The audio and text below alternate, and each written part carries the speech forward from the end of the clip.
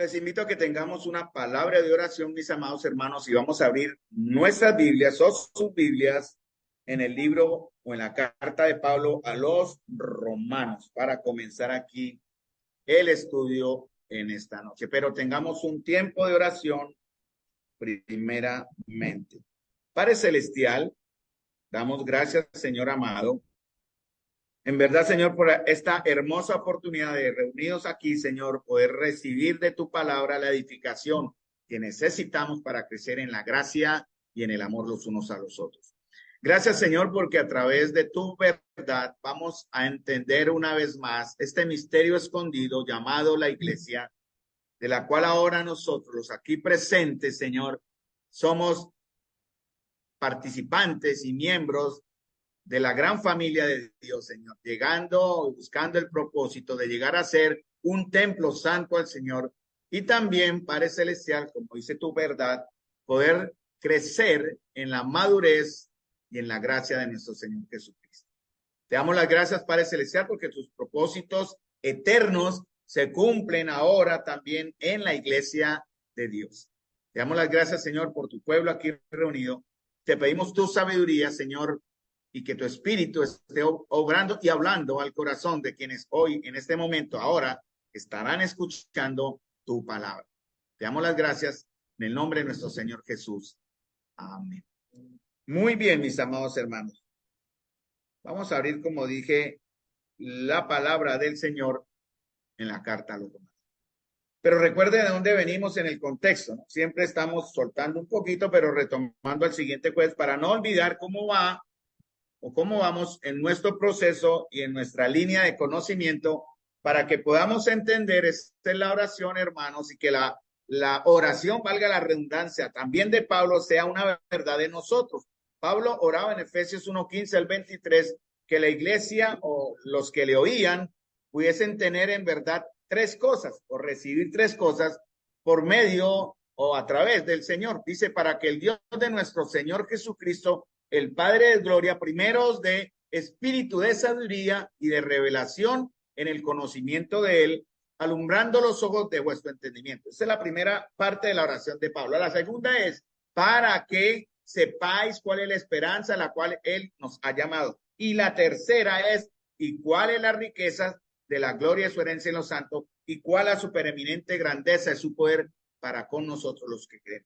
Al final de Efesios 1:15, en el verso 23, en el último, dice, voy a tomarle contexto, no solo en este siglo, sino también en el venidero, sometió todas las cosas a sus pies y lo dio por cabeza sobre todas las cosas a la iglesia, la cual es su cuerpo, la plenitud de aquel que todo lo llena en todo. Entonces, como estamos viendo, amados hermanos, les estoy repitiendo muchas veces algunas frases para que quede en su corazón grabada estas ideas o estas revelaciones, llamémoslo así, del Señor, para que podamos poco a poco entender verdaderamente la razón del por qué hoy estamos en esta noche acá reunidos de esta manera.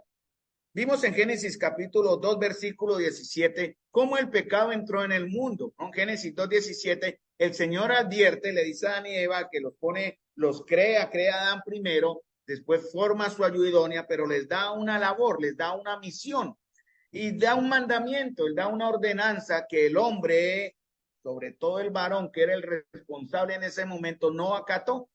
Adán nunca dijo nada, Adán nunca habló. Cuando Eva presentó la tentación en el fruto que ella ya había tomado, él no dijo nada y participó del pecado.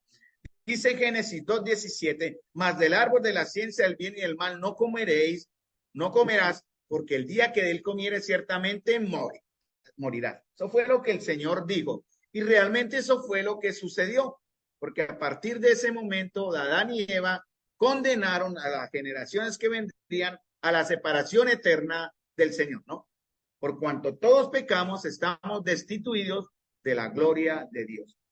Entonces, Adán y Eva murieron espiritualmente en ese mismo instante. Además también de que sus cuerpos se fueron o comenzaron a experimentar el proceso de decaimiento que terminaría en la muerte física. No solamente murieron espiritualmente, sino también murieron de una manera ya humana al correr de los años, envejecimiento, tal vez enfermedad, dolor y muerte. porque eso fue lo que el Señor dijo, ¿no? En su maldición a la mujer, con dolor parirá, y al hombre con dolor cultivará la tierra. Dolor es lo que recibimos por causa de la transgresión de un hombre. ¿Qué más pasó con ellos? Perdieron la comunión.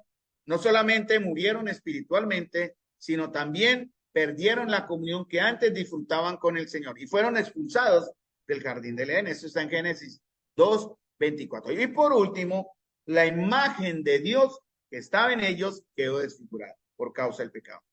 Ahora, en el Nuevo Testamento, mis amados hermanos, Pablo nos dice, les voy a revelar un misterio escondido, se llama la iglesia. Y él comienza a dar en sus enseñanzas, aquí comienza en Romanos, algunas características de la iglesia. Él avanza en su desarrollo de su enseñanza de ese misterio en Romanos capítulo 12 al 14 y en 1 Corintios capítulo 12 al 14, para nomenclatura para tener en nuestra memoria, donde él habla en completa armonía, digamos así, perfección, que es inspirado por el Señor, de lo que significa que la iglesia ahora es un pueblo. Pero él en Efesios había dicho, haciendo la comparación en Efesios capítulo 5, he aquí, os digo, un misterio, como dice el Señor, era hablando de la imagen entre Cristo y la iglesia como el esposo y la esposa. Y él dice en capítulo 5, versículo 33, versículo 32, grande es este misterio, mas yo digo esto respecto de Cristo y la iglesia. Entonces debemos volver al punto, eso fue lo que hemos hecho, volvimos al punto donde inició el plan de Dios, Génesis capítulo 1 al capítulo 3. Entonces, Adán y Eva murieron espiritualmente, 2, perdieron comunión, 3, la imagen de Dios quedó desfigurada.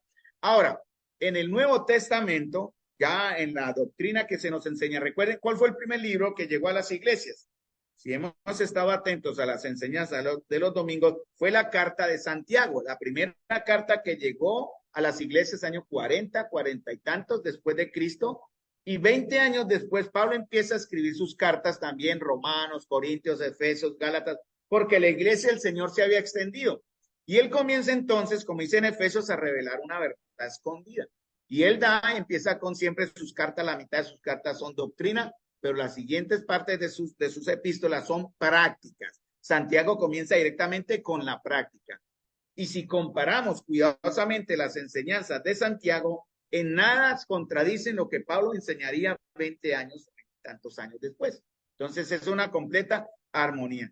Entonces se nos enseña, ahora en esta revelación que el Señor Jesucristo es la simiente de la mujer, el hijo de Adán que fue prometido en el huerto de él, porque él sería la simiente de un hombre perfecto.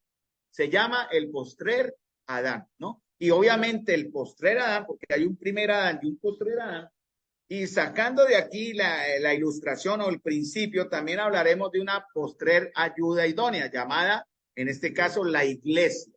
En el primer plan de Dios se llamaba Eva. Entonces la iglesia la comparan como la esposa de Cristo. Eso es muy importante, entender lo que significa esta relación de pacto ahora entre Dios y nosotros. Yo voy a hablar para nosotros que estamos aquí, a los que están allí en Zoom. Somos parte de la Iglesia Universal que nos congregamos de una manera local aquí en este barrio llamado Santa María. No somos denominación porque la Iglesia del Señor no es ni de Lutero ni de Calvino, ¿verdad? No es de ninguna clase de idea humana, ¿no? Simplemente somos la congregación de los santos puestos aparte, que estudiamos la Escritura y a través de la Escritura entendemos lo que significa ahora también ser un cuerpo. Entonces, hermanos, la iglesia o la esposa de Cristo debe manifestar 3 características ahora, que son lo contrario de lo que Adán perdió. Debe mostrar vida espiritual. La iglesia del Señor, nosotros como cuerpo, debemos mostrar vida espiritual. Santiago fue muy directo en esto, ¿no? Porque él comienza en su carta, en Santiago 2, a decir, ay, hermanos amados, sean no solamente oidores, sino hacedores. Cuando tenemos vida espiritual, hermanos, hay un proceso, en la Biblia se llama nuevo nacimiento, es algo milagroso. Y usted comienza a perder el gusto, digámoslo así, o algunos es más rápido, en otros es un proceso más lento, pero tiene que haber un proceso. ¿Qué es lo que pasa? Hay un cambio y usted se sorprende. ¿Cómo así? Yo antes era así, ahora no soy. antes tenía inclinación por ciertas maldades. Ya cada vez más, en la medida en que dependo del Señor, en la medida en que crezco en Él, esa dependencia de esclavitud se va, aunque ya fue rota, voy dejando atrás esa antigua naturaleza y voy perfeccionando en mí la nueva naturaleza, la que está en nosotros, que es la naturaleza de Cristo. Pero eso también, hermanos amados, es tarea para nosotros de hacerlo de forma comunitaria en la iglesia del Señor. Entonces debemos mostrar vida espiritual. Segundo, lo que Adán perdió, perdió comunión, ¿sí? Por su rebeldía. La iglesia ahora tiene una comunión directa con el Padre. Por eso hoy podemos reunirnos acá, hermanos, y dice la Escritura, tenemos entrada al trono de la gracia.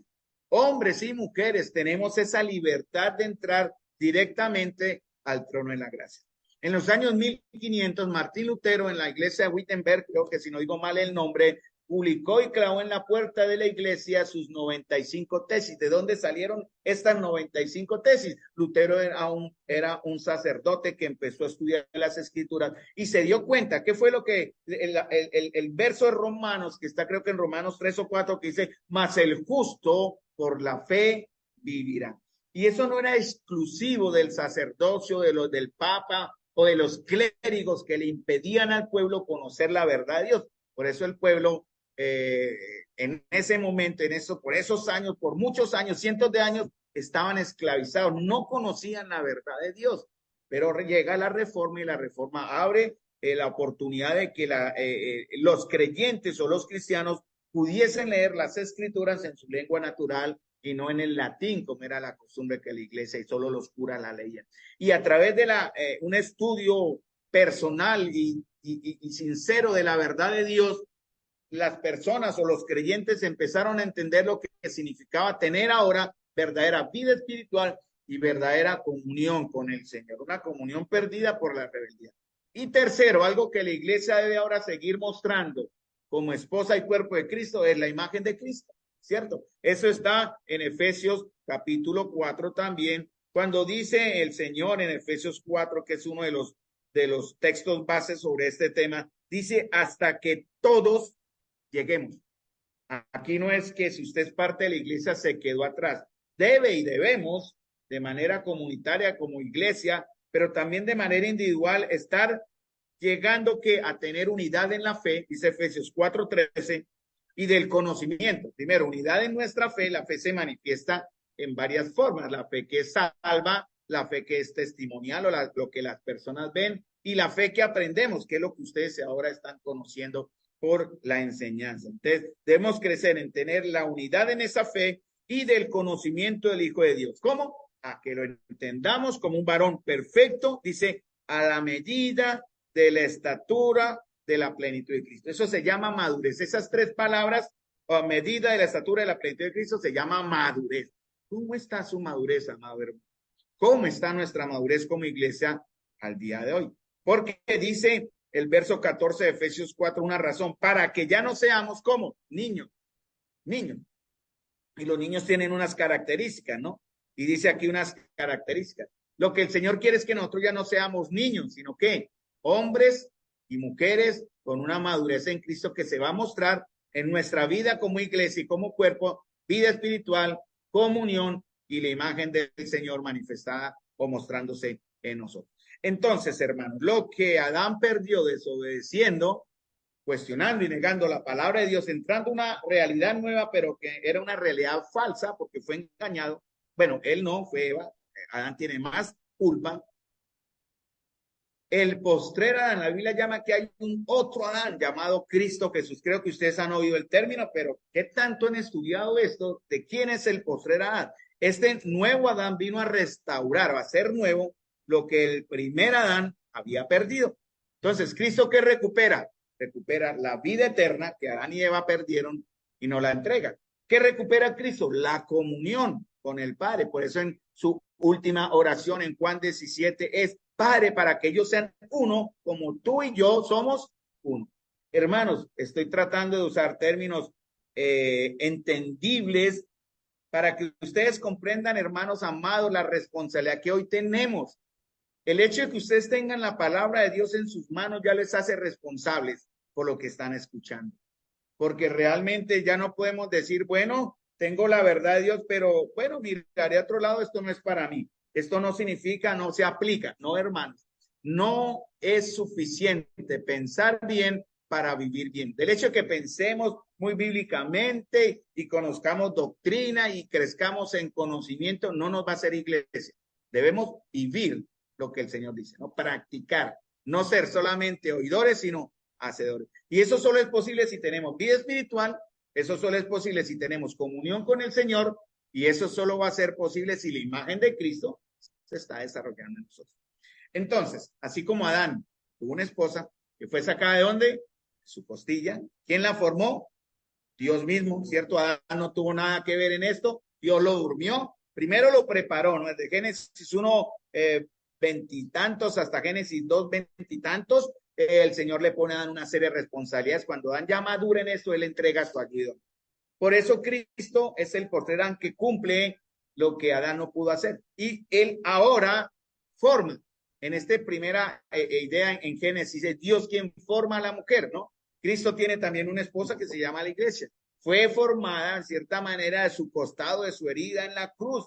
La relación entre la iglesia y Cristo es un misterio que revela el amor, revela la gracia y revela el propósito de Dios. No sé ustedes cómo se sientan, hermanos, pero yo cada vez que entro a estos textos, me siento tan privilegiado, hermanos, por la gracia que el Señor ha tenido conmigo, y espero que ustedes puedan sentir también el amor de Dios, el privilegio del Señor a tenernos en cuenta y obviamente la responsabilidad. El primer Adán es gloria de Dios y era gloria de Dios y la ayuda idónea sería también hecha. Fue construida, formada a partir de un material existente, de su costilla. Esta ayuda idónea recibiría la gloria de ¿quién? Eva. ¿De quién recibiría gloria? De Adán. Eso es lo que dice en Primera de Corintios. Son principios que debemos tener en cuenta porque la iglesia, el Señor es iglesia en un orden que Dios ha establecido. La ayuda idónea, Eva, recibirá su gloria del varón porque será parte de su esencia, los mismos elementos del que se formó el hombre. Ahora, el hombre, en este caso, en el nuevo Adán y en la nueva esposa, llamémosla así, no ven e interviene en la creación de la ayuda idónea. Adán no pudo hacer nada, ¿verdad? Pero Cristo es creador de su iglesia. Él la formará a su gusto y para su gloria. Interesante, ¿no? En la primer ejemplo, Dios formó a Eva según el gusto de ¿quién?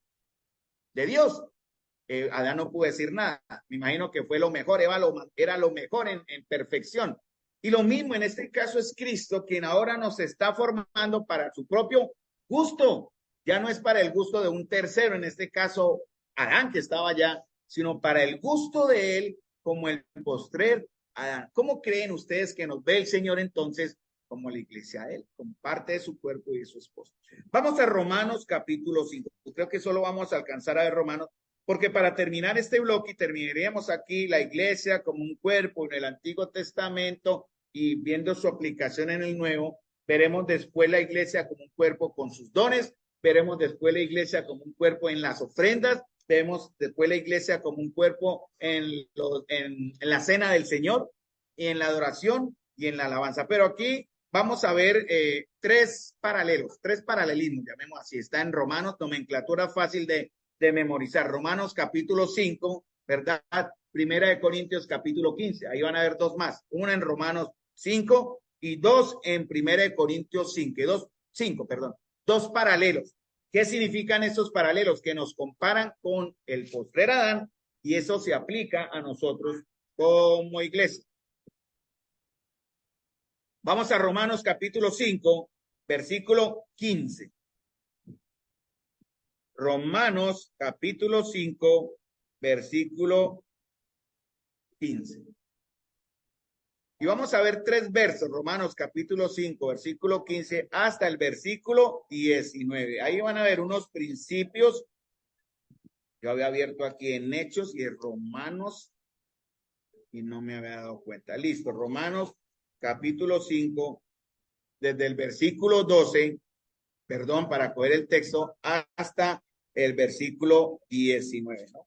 Leamos, dice la Escritura, por tanto, como el pecado entró en el mundo por un hombre, de esto habló el hermano David, creo que el domingo mencionó, y por el pecado la muerte, así la muerte pasó a todos los hombres por cuanto todos pecaron. ¿Qué hace el postrer Adán? vuelve y restablece esta comunión perdida.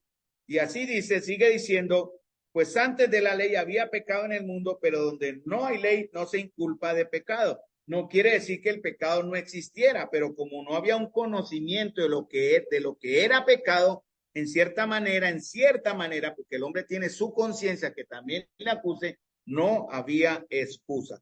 Dice entonces desde el verso 15, porque dicen que verso 14, leamos, terminemos de leer. No obstante, reinó la muerte desde Adán hasta Moisés, cuando empezó la ley, aún en los que no pecaron, a la manera de la transgresión de Adán, el cual es figura del que había de venir.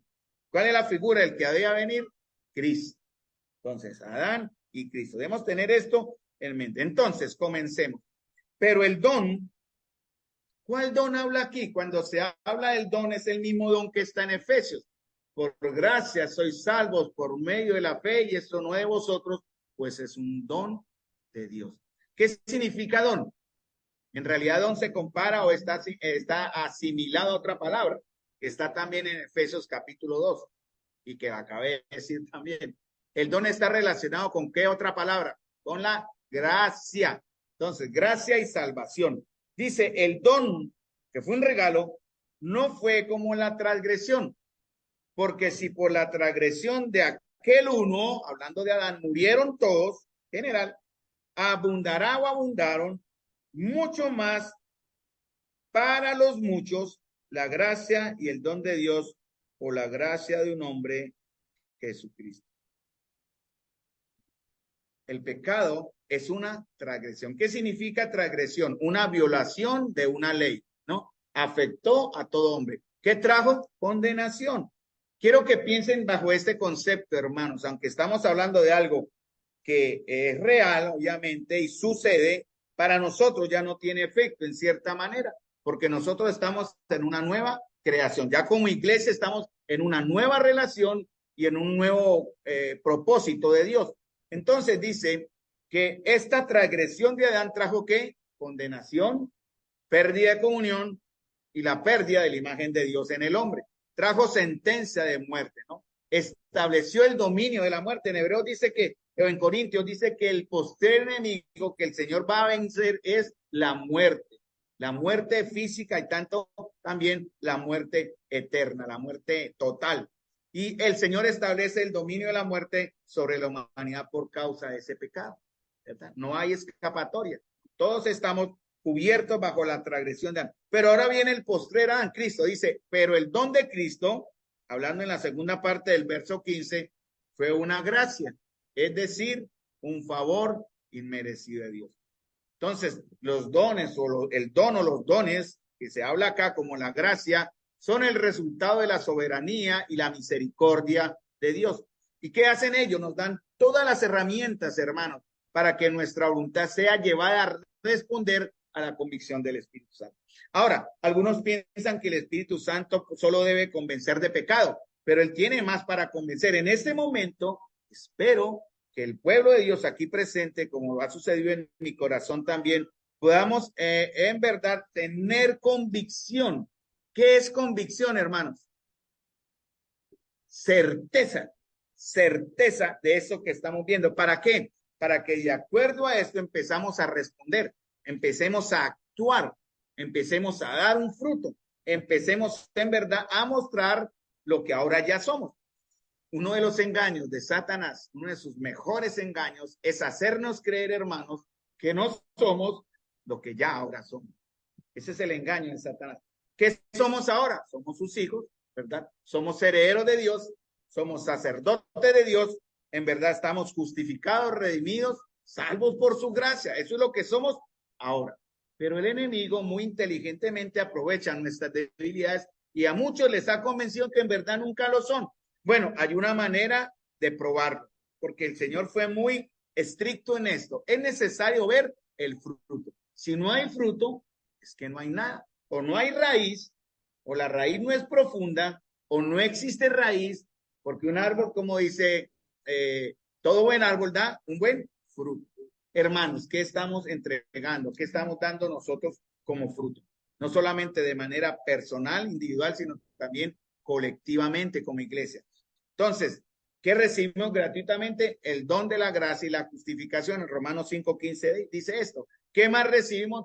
El don de la salvación en Efesios 2:8 al 10. ¿Qué más recibimos? El don de la fe en Efesios 2:8 y en Romanos 12:3, que se activa por la palabra, ¿no?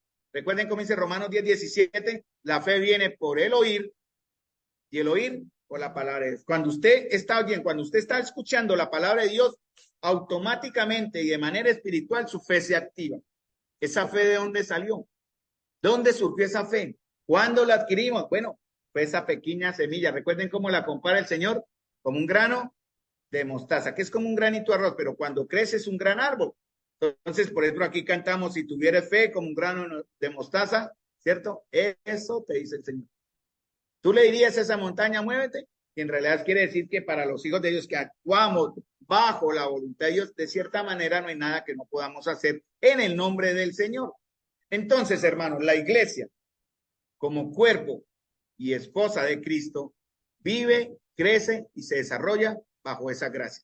Debemos aprender a entender la gracia de Dios, hermanos. No es por nuestras fuerzas.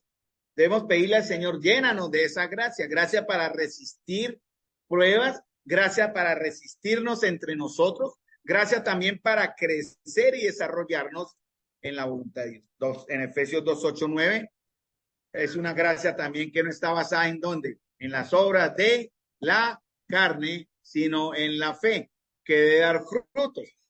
Tenemos competencia aquí con la hermana nueva, pero qué bueno que ella también está escuchando la verdad de Dios. Romanos 6:14. Vamos a leer rápidamente ahí enseguida el texto paralelo. Hay más de 35,000 referencias cruzadas en la escritura. Esta es una que confirma lo que estoy diciendo. Romanos capítulo 6, versículo 14. Porque el pecado no se enseñoreará de vosotros, pues no estáis ¿qué? Bajo la ley, sino ahora estamos ¿cómo? Bajo la gracia. Esto fue gracias a que el postrer Adán nos volvió a incluir. ¿De qué manera? Gratuitamente, ¿cierto? Una gracia que nos permite ahora vivir en libertad, dice en Santiago capítulo 2, ¿no? En la libertad de la ley.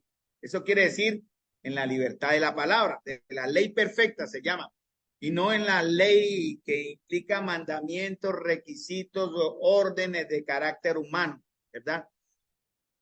Judas también 14, leamos Judas, yo siempre digo Judas capítulo 1 y Judas es un solo capítulo. Verso 14 de Judas, el antepenúltimo libro de la Biblia o de antes de Apocalipsis, Judas 14 dice, y llegué ya a Judas 14, dice, de estos a Judas 14, parece que lo anoté mal. Listo, vamos a leerlo de todas maneras. De esto también, no, hermanos, leamos un momentico, creo que vamos a leer si es el 4. Sí, es el 4, perdón, es el 4. Yo puse uno más, es Judas 4.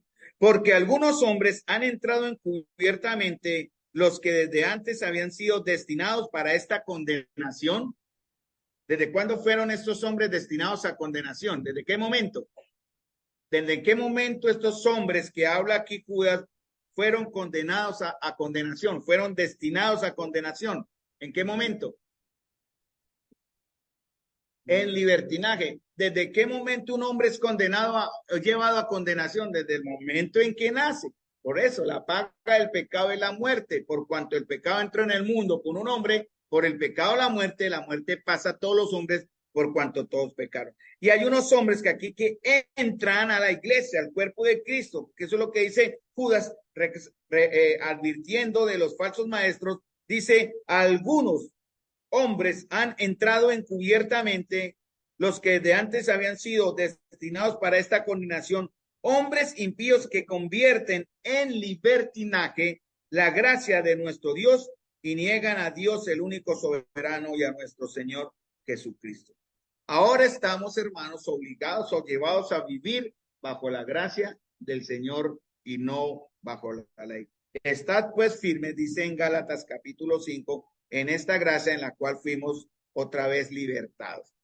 Muy bien, Romanos capítulo 5, versículo 16 al 19. No estoy corriendo, pero quiero que ustedes entiendan cómo hubo una transgresión y ahora hay una gracia que la iglesia como cuerpo debemos mostrar.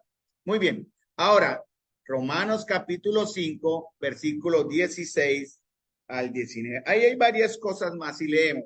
Y con el don, perdón, no sucede como en el caso de aquel uno que pecó, porque ciertamente el juicio vino a causa de un solo pecado para condenación. Pero el don vino a causa de muchas transgresiones para justificación.